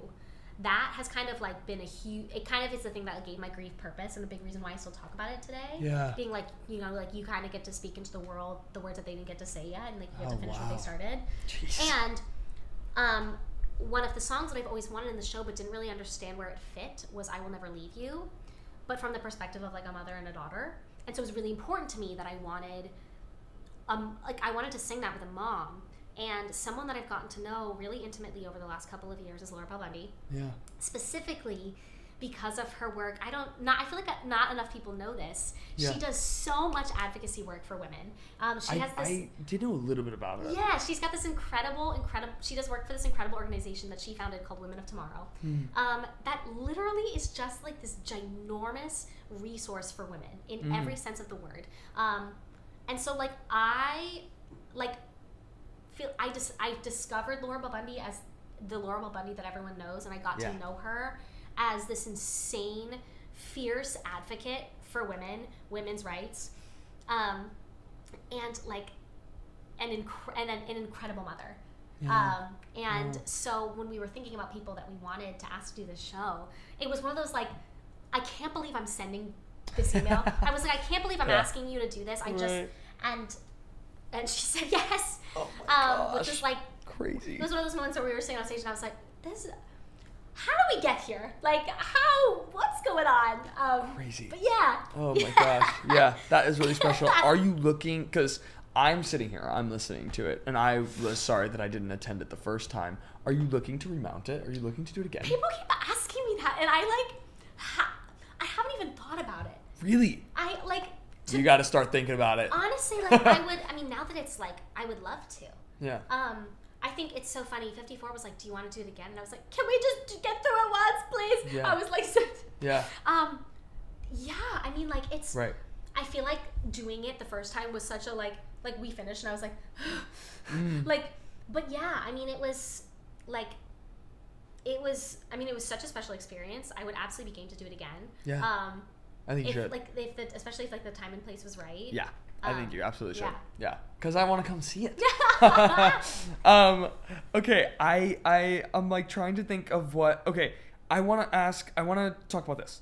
Can we talk a little bit about I want to talk about state of the industry stuff in terms of what you're seeing on Broadway right now, in terms of what we're looking at with Broadway right now. I mean, we're filming this, and this will probably come out in the thick of it, right? It's the spring season. It's the spring Broadway season. It's kind of the best time to be in New York. Sorry, better than Christmas. True. I like it better than Christmas. Yeah, correct. But, especially for us. But and it's just like, it's a really exciting time. And to be honest with you, this season has so many new original musicals like this, Dead Outlaw and maybe Happy Ending, and I mean, and there's some jukebox stuff in there. Just in Time is great, and IP stuff with Boop and Death Becomes Her and all this other stuff.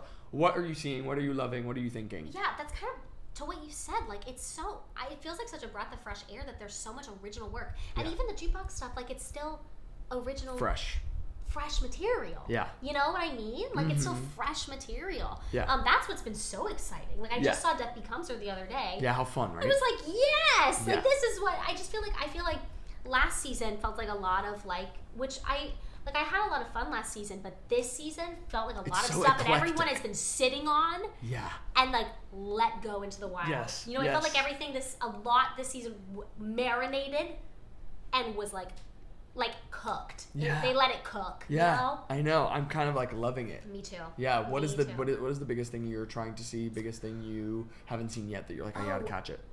Just got tickets to see Redwood next week. Oh, nice. Which I can't believe I haven't seen yet. I haven't seen it either.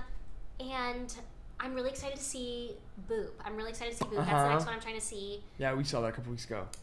I'm so excited to see that. Yeah. That top of Act 2 is like kind of one of my. It's like, yeah. It's randomly, I worked on a set, and my makeup artist was the makeup artist that had been traveling with Boop. Oh, wow. All over, and so I've been like jonesing now to see it, because I feel like I've just like been following. Oh, love that. And I can't believe I haven't gotten to see it yet. This is perfect. Is the set you're talking about the Elsbeth set? Yes. Okay, because I had that on my sheet too. I want to ask you about Elsbeth. How did this come about? How did you talk about your audition for it? Talk about changing for TV film. Yeah. Truly, it was one self-tape. It was a single self-tape. Incredible. And then my agents emailed me and they were like, hey, you're on hold. And I was like, what does that mean? Because I had never done any film or television work. And then they were like, you got it. And I was like, what? And truly, for those who haven't seen the episode, that one tape, or I guess it was 2 tapes, but the line is literally, my followers, I think I might hate all 3 million of them. So my TV, my first TV show, my TV debut was playing a shitty influencer. And to this day, I'm still like, did they know? Like, I remember being on set and being I don't think so. Do you know? I remember the director following me back the day the episode aired, and I was like, now you know. Yeah. It was funny because I'd be on set and people were like, did you get your hair cut for this? Like, it's just so weird. I was like, I did not. No. But yeah, it was so Isn't it such fun. a sweet set though? I've been on the Elsbeth set and I just think that there's and Carrie's Oh my so gosh, sweet. Did you get to meet her? Yes. She is the best. The best. She is the Everyone best. is so kind. Yeah. She is They're so kind. so especially sweet on that set. It feels like such a warm atmosphere. Yes, I love that set. Especially as someone who had never done it before. Everyone was so kind and like, so gracious and like. I worked on the pilot of way. Elsbeth. This is like, oh my gosh, it's so long ago. It's pre-strikes, so it was like a while ago. Yeah, it was like the top of 23 or like end of 22, and they were sweet then. And then I went back and I worked on it a couple months ago. I was a stand-in on one of the episodes of Elsbeth, and it was also happened to be Halloween, and everyone was in costume. It was so like the crew was in costume, and it was really cool. And they were just so sweet. And they say that a lot of the time that film sets, and theater's similar, relies on that number one. Yes, that's what I heard and too. She sets such a precedent. She's so sweet. She's so kind. I've met her a couple of times, and on set I met her, and she's wonderful. Yeah, she's really sweet. So that's awesome. I love that. I love that. Okay, I have one more thing before we go into our fun segment. So give me a little. This is like kind of a general question, but give me 2 things. Your advice for young theater people. Oh gosh. Your advice for young theater kids. Find something else that you're passionate about that you are able to do and like fill your heart with. Yeah. So that when theater gets hard and breaks your heart and gets tired and exhausting, you're able to do that thing to fill your soul. Right. And then you're able to go back to theater and remember why you love it. Yeah, I love that. That's like one of my biggest pieces of advice. Because if it's just theater, if it's just performance, if it's just acting, when that thing gets hard, all of a sudden every part of your life gets hard. Yeah. You gotta have other things. And also like, in order to make live art, you gotta live.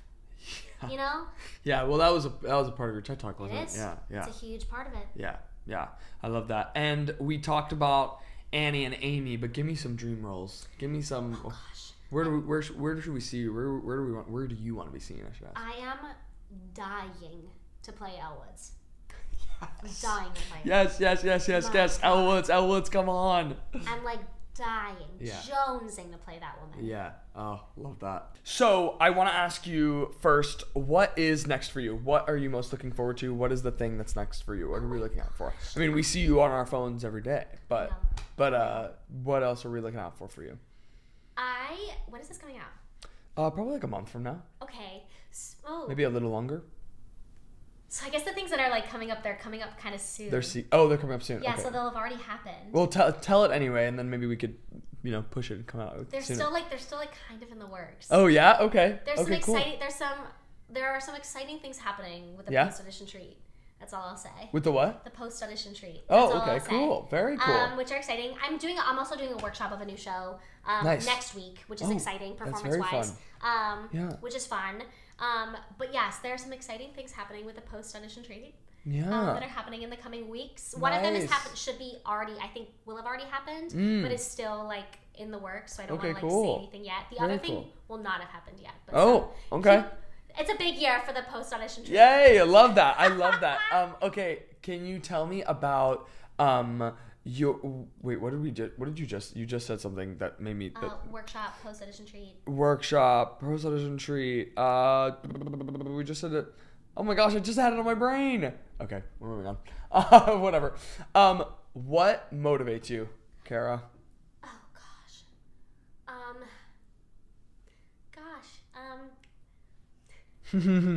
Caffeine. Yeah, right. A proper amount of sleep. Yeah. A bunch of things. Yeah, that phrase that it's like it's your responsibility to build the life that you want to live. Also the fact that it's like, I think about like, I don't know if it's like fear. It's not fear. That's not the right word. But it's the fact that it's like, oh my gosh, this is the one life that I get. I only get one. Yeah. That motivates me a lot. Should. Certainly should. Motivates us all. Yeah, that and the quad shot that I down every morning. So. And this is what it was. It just clicked for me. I was like, oh, that's what it was. You mentioned that you taught that you did a workshop series you just got back from Illinois State, right? Are you looking to do more of those things? Are you looking to do more of, tell us actually, I mean, I think you discussed it a little bit, but you discussed it with me. Tell us what you were doing at Illinois State. I was doing some workshops. So I did a workshop they brought me there to do 2 workshops, one on mental health, like for the actor. So essentially like kind of give my TED Talk, but in a more of like a workshop setting. And then a workshop on social media and like individual marketing for actors. Yeah. I had never done any of that before. Yeah. I've spoken to students, but I'd never like done. Can you talk a little bit about that in terms of marketing for actors on social media? Oh my gosh, I could talk about it for hours. Yeah, right. Yeah, it was basically about like, I think social media is a tool. Yeah. It is a tool. Social media is the most powerful marketing tool that we have, and it's totally free. Right. And something that I think universities not get wrong, but I think something that is being told to students right now by professors and universities is that like, it's just being shoved at them that like, if you're going to be an actor, you have to have a presence on social media. You have to use social media if you want to be an actor. If you want to be successful, you have to have it. And while I understand where they're coming from, I also think that some people don't like to use social media. And I think I know it sounds crazy coming from the influencer that like, I don't think you have to use social media. I think social media is a tool, and you have to learn how to work smarter, not harder. And so a lot of what I did, and something that I always tell students, is that there is a way to use social media for everyone. So like, I always use the example of a curling iron. Like, I use a curling iron differently than my friend Lauren uses a curling iron because we have different kinds of hair. Yes. It doesn't mean that, like, she uses it better than I do. It just means that it serves different purposes for us. Right. I use social media because I love it. I think it's fun. But if you don't like social media, you shouldn't have to use it in the way that I do because you think that you have to. Then you're going to hate it. Right. Then what's the point? Right. And so I talk about how social media is a tool and how you can curate your social media platforms to work for you, working smarter, not harder. Yeah. You know, and why it's not this big, scary, arbitrary thing. Yeah. It's actually quite simple. That's interesting. Yeah. Yeah. Especially for the people who don't like to use it. I love that. You know? Yeah. Yeah. I really like that approach. Okay, so we do this segment on this podcast every time. The podcast is called I Want to Be Like You. Cara, have you played with AI at all? Like, It's so funny. The reactions that we get every time. It's so good. like how so? Well, Like, yes. okay. This segment is called AI Want to Be Like You. So what I did this time, we change it every time. We just try to incorporate AI into it. What I did was we're going to actively create a TikTok live right now. Okay. It's going to be incredible. And what I did was I gave AI a prompt. AI knows a lot about you. And so I asked AI to give me a couple of rapid fire. I'm going to say one word and you respond with like a short 1, 2, 3 word response. Okay. And we're going to see if your responses align with what AI said you would say. Wait, that's so sick. Yeah. Okay. So that's what we're going to give it a shot. We're going to start with we're going to film the TikTok live right now on the podcast. And then you'll have to listen to the podcast to know, if her answers are true. All right, we are here right now filming a live TikTok on the podcast with Cara Rose DiPietro. Are you ready, Cara? Yeah, I'm ready. We're doing rapid fire. Here we go. I'm going to say one word and you give me a short response. Call back. Love them. Okay. We do love them. Stage fright. Don't really have it. Times Square. Hate it. Your go-to vocal warm-up.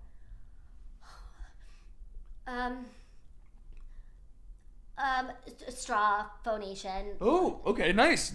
Love that. Rejection. Working on it. Sondheim. Love him. One of the favorites. We do love him. Wicked.